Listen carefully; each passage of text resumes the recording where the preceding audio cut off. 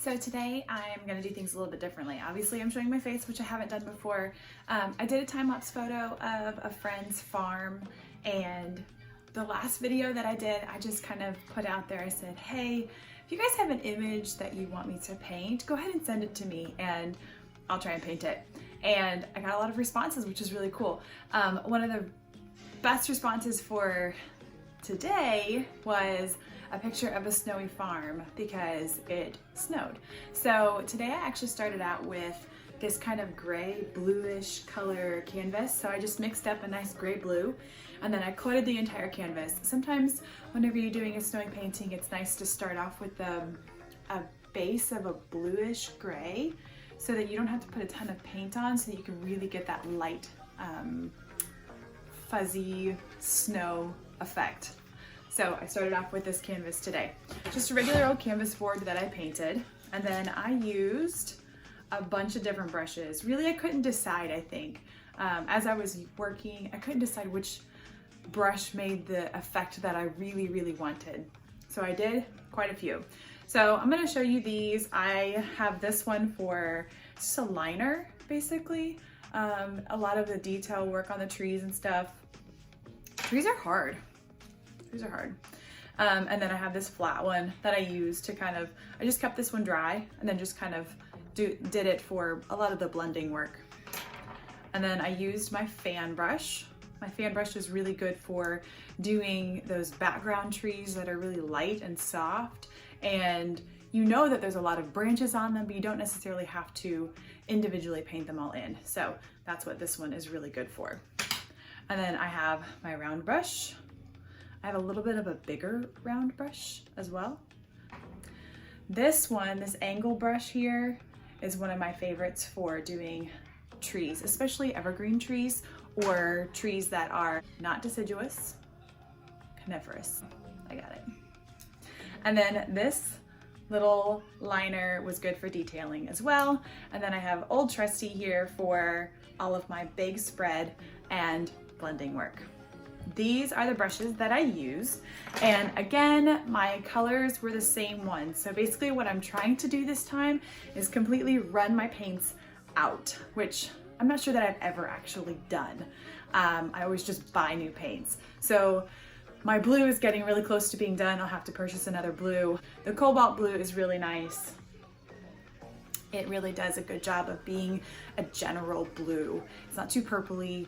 If I want more purple, I just add a little bit of red into it. Burnt sienna. I used a smidge of burnt sienna. I didn't use a ton of it. I didn't feel like I needed it. And then I did use some of the cadmium medium red. Why is cadmium so hard to say? Cadmium red medium hue. A touch just for the moon of the primary yellow. And of course, black and white. I use a Mars black and a titanium white, and those are the colors that I used today. This picture is a moon setting over the backdrop. There was snow everywhere. It was gorgeous. I really enjoyed painting this. So if you would like to see more and you would like to offer an image for me to paint, go ahead and drop it in the comments below or send me a personal message and I'll go ahead and paint it for you. All right, let's paint. This one's called Snow on the Farm.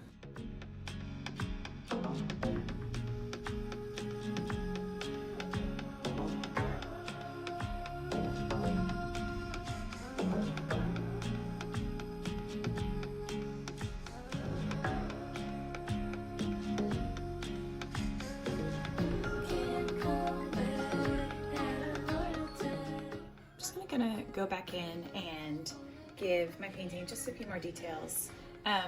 What's really nice about working with sunlight is that you can really kind of see what contrast there needs to be.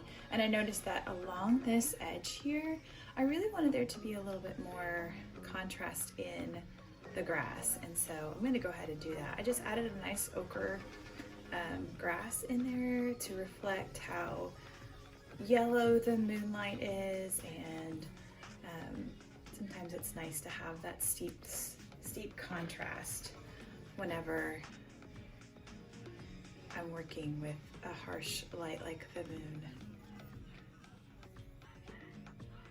And it just kind of adds a nice feel, and it grounds the grass a little bit more. And I'm not going to go ahead and do it all the way back. I'm going to leave that a little bit more fuzzy. I'm going to leave all of this kind of blurred because it is further back. So the closer that the things are in your painting, you really want those to be the most dramatic. I wanted this to be soft because it's supposed to be at night, but if it were during the light, I would probably go ahead and add a little bit more details into these trees here. Up here, I just kind of added a little bird for a detail. And down here, I could go back in and add a little bit of weight to these trees, just to the side of them. Give it the image of it being lit on one side by that moon.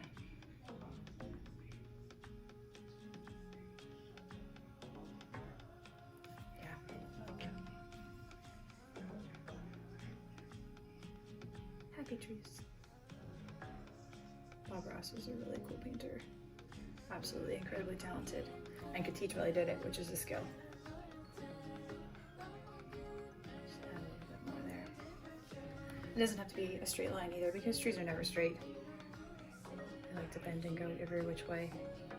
And another thing about nature, if you ever study nature, if you ever sit and actually study it, there's absolutely hardly ever any straight lines. Straight lines are man-made. So I'm just going to do that to the front trees. I'm not actually going to even touch the back ones because I like how soft they are. And yeah, I think I'm good. This is my space. It's kind of a disaster right now, but that view is pretty awesome.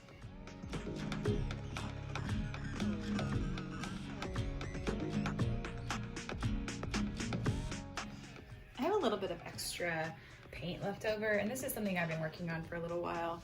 It has some alcohol inks that I've splashed on here. I've used some palette painting, and then I've started to add a little bit of Zen Doodle in the middle, and I'll continue to add to it as I go. But whenever I have extra paints left over, I just kind of add it on, and I'm loving the abstract effect of it. I'm gonna go ahead and take some of this yellow up over some of my alcohol ink blues to make a nice bright green color.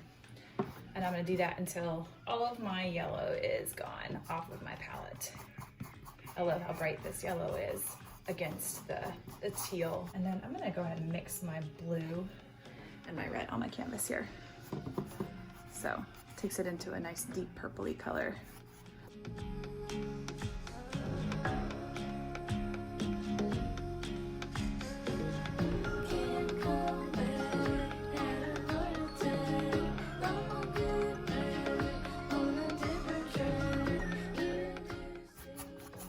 I'm just gonna go lightly over this because I kind of like the way that white separated. I added a little bit of hydrogen peroxide into the alcohol paints and then blew it with a little bulb syringe. This guy just kind of blew it like this, and it's added a nice, the hydrogen peroxide made the white congeal almost, and it added a really cool texture to it, and I was really happy with that.